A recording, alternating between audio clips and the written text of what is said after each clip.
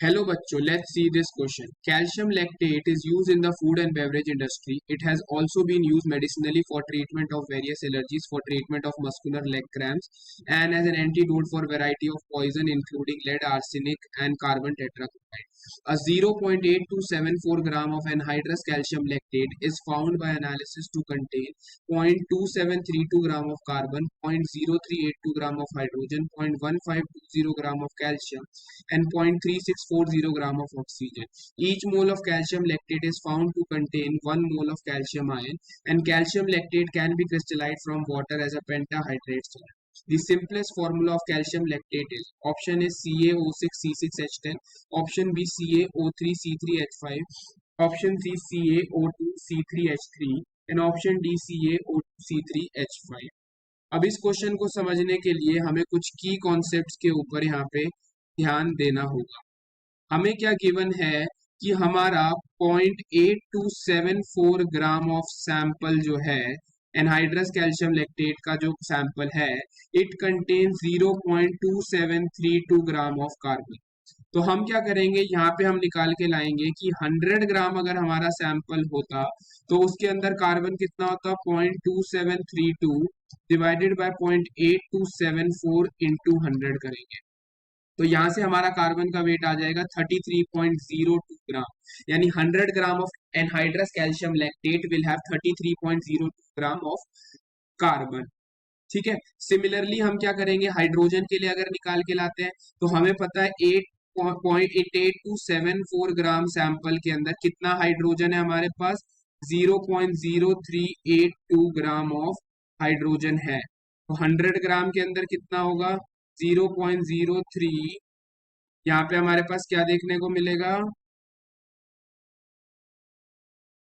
0.0382 divided by 0.8274 into 100 हम करेंगे तो यहाँ से जो हाइड्रोजन का वेट आएगा वो आएगा 4.62 ग्राम ऑफ हाइड्रोजन हमें देखने को मिलेगा 100 ग्राम सैंपल में। सिमिलरली अगर मैं निकालता हूँ हमारे पास द अमाउंट ऑफ कैल्शियम, 0.8274 ग्राम के अंदर कितना कैल्शियम है हमारा, 0.1520 ग्राम ऑफ कैल्शियम है। 100 ग्राम सैंपल में कितना होगा, 0.1520 divided by 0.8274 into 100 that gives to be equal to 18.37 gram of calcium. Similarly 0.8274 gram sample के अंदर ऑक्सीजन कितना है, 0.3640 ग्राम ऑफ ऑक्सीजन। तो 100 ग्राम सैंपल के अंदर कितना ऑक्सीजन होगा, 0.3640 डिवाइडेड बाय 0.8274 इंटू 100 तो हमारा जो निकल के आएगा 44 ग्राम ऑफ ऑक्सीजन निकल के आएगा।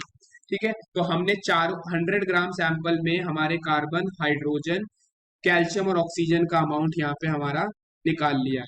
अब हम क्या करेंगे, हम यहाँ से निकाल के लाएंगे moles of the different element.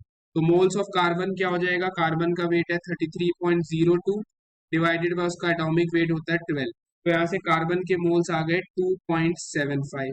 Similarly अगर मैं हाइड्रोजन के मोल्स निकाल के लाऊंगा 4.62 ग्राम डिवाइडेड बाय उसका एटॉमिक वेट होता है 1, तो हाइड्रोजन के मोल्स हो गए 4.62।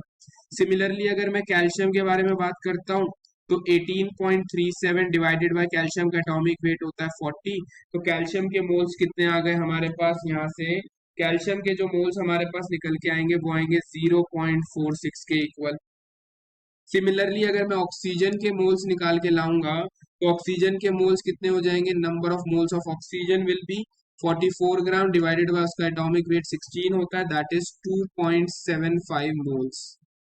ठीक है जी, तो यहाँ से हमारे पास क्या देखने को हमारे को मिल रहा है, calcium is to oxygen is to carbon is to hydrogen का जो मोल्स का रेशियो है वो कितना है, 0.46 is to 2.75 is to 2.75 is to 4.62।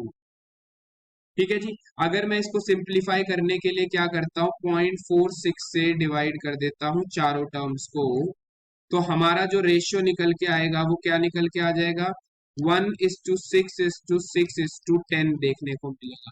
तो यहां से हमारा जो फॉर्मूला निकल के आएगा, हमारा सिंपलेस्ट फॉर्मूला कैल्शियम ऑक्सलेट का, वो हो जाएगा CaO6C6H10 के इक्वल।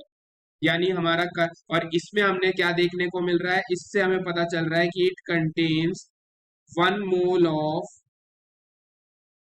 Calcium ions.